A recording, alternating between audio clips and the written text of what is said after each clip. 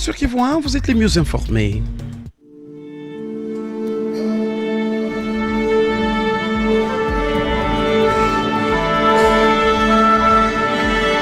Voici Kivu 1, les titres du journal. À la une sur Kivu 1 aujourd'hui. Depuis 5 jours, les boutiques n'ouvrent pas à Béni.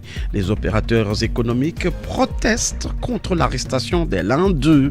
Le commerçant Hassani Kambale dit qu'Insoir est soupçonné d'être de mèche avec les ADF car les factures de son magasin auraient été retrouvées dans le QG des ADF durant les opérations militaires.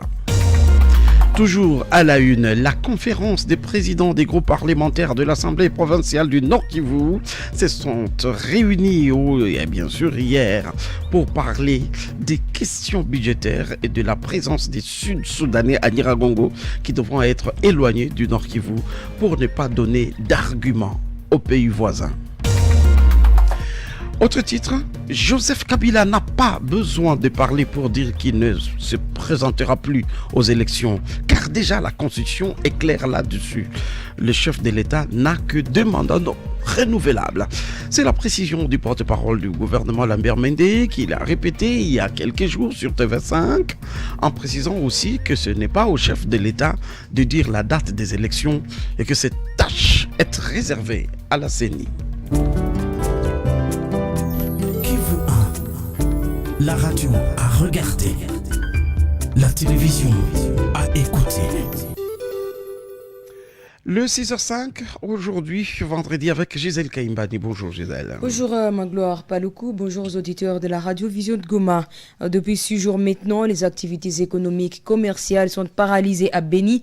La FEC exige que 3 de leurs membres arrêtés par le service de sécurité soient transférés devant les juges au lieu d'être trimés dans les cachots de ces services. En effet, parmi les 3 commerçants arrêtés, l'un d'eux est très connu à Béni. Il s'appelle Hassani Kambale, dit qu'une soir, les factures de sa boutique auraient été retrouvées chez les ADF, d'où le soupçon de sa complicité avec ses clients islamistes ADF. La FEC trouve en ces arrestations sa jugement et un certain acharnement sur les commerçants. Yassine Kombi, notre permanent à Béni, explicite au téléphone Kivu 1 de Magloire Paloukou. Selon le vice-président de la FEC, M.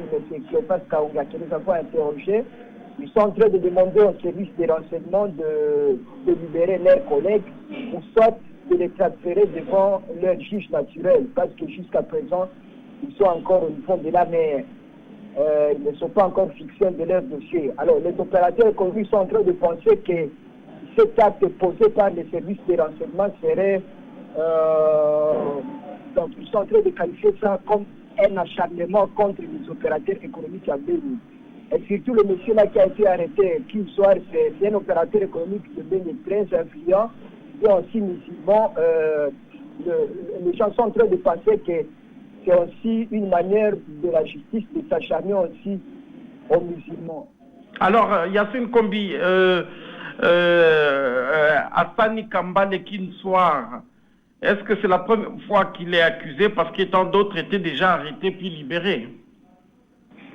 Il faut préciser à ce niveau que M. Hassani, en tout cas lui, pour lui, c'est la première fois qu'ils sont accusés d'être de mèche avec les ADF. Selon nos sources, apparemment, il y a la facture de son entreprise qu'on aurait ramassée en bourse chez les ADF.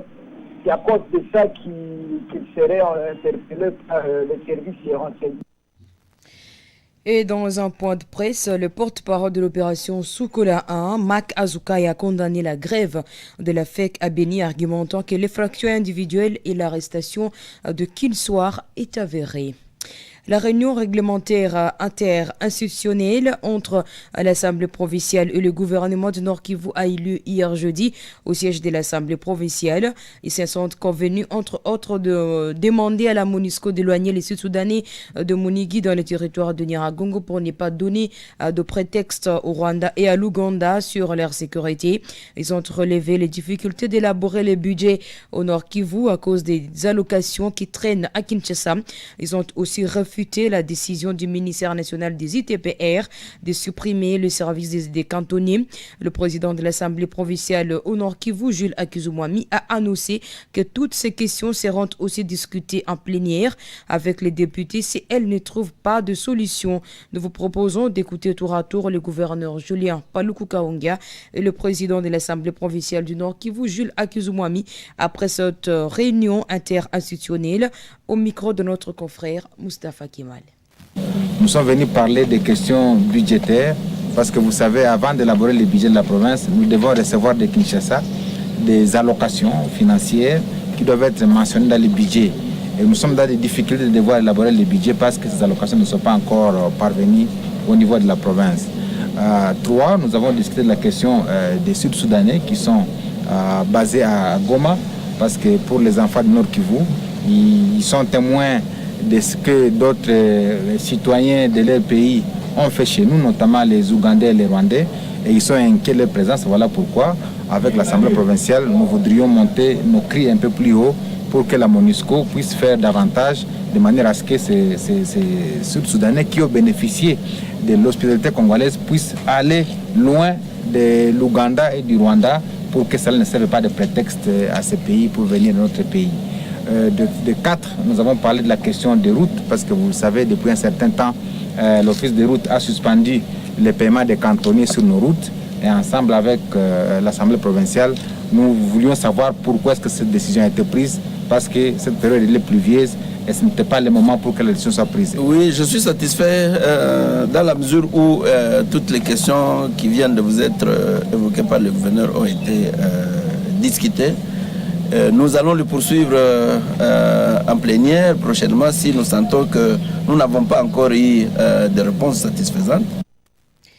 L'INPP a présenté hier jeudi ses activités réalisées au premier semestre 2016. Le directeur provincial de l'INPP, Institut national de préparation professionnelle, avec le membre de son organe consultatif composé de la FEC, la société civile, le gouvernement provincial et quelques services de l'État, sont passés maintenant à l'étape d'évaluation de travail et de perspectives d'avenir. Pour 2017, l'INPP ambitionne augmenter le nombre de formations dans différentes filières de formation professionnelle. Plus de précisions dans ce reportage de Fidel Kita et Zanem Netizaidi. Ils étaient réunis ce jeudi 13 octobre 2016. Les membres du CCP, Conseil consultatif permanent, un organe de consultation composé des partenaires de l'INPP, Institut national de préparation professionnelle. Josué Massoudi, directeur provincial de l'INPP, secrétaire du CPP, a donné le bilan des activités réalisées durant les premiers semestres de cette année et le budget pour l'exercice 2017. Au compte des autres réalisations de ce semestre, nous pouvons citer l'appui que nous avons amené à la maison Mbinza par rapport à l'organisation administrative de son organisation. Le suivi post-formation des vulnérables qui ont été formés en 2015 dans le territoire de Nyiragongo à Kibumba. Quant au président du Conseil consultatif permanent, Mouindo Kassole Alphonse, l'INPP progresse dans ses activités et mérite le soutien de tout un chacun. Nous constatons qu'aujourd'hui, l'INPP a vraiment progressé. On a vu que le nombre des étudiants, des gens qui viennent apprendre leur profession ici, augmente de plus en plus. Aujourd'hui, vraiment, c'est un grand nombre. Du côté homme, du côté femme, c'est un grand progrès. Signalons que parmi les filières qui comptent organiser l'INPP, il y a l'électricité, l'agroalimentaire, hôtellerie et restauration, froid et climatisation pour l'année prochaine. Vivons ensemble. Notre diversité, c'est notre richesse. Nos différences sont nos forces. Soyons seulement tolérants et élégants. Pourquoi nous battre ? Notre diversité, c'est notre richesse. Julien Paluku Kahongya, gouverneur du Nord Kivu. Personne n'a choisi de naître dans sa communauté. Vous êtes Hutu, soyez fiers. Vous êtes Nande, soyez fiers. Vous êtes Tutsi, soyez fiers. Vous êtes Chi, soyez fiers. Vous êtes Hunde, Nyanga, Kumu. Chacun qui se sente fier de sa communauté. Mais il n'y a pas une communauté plus grande qu'une autre. Nous devons cohabiter tous ensemble. Et je vous dis, il n'y a pas une communauté qui chassera aussi une autre.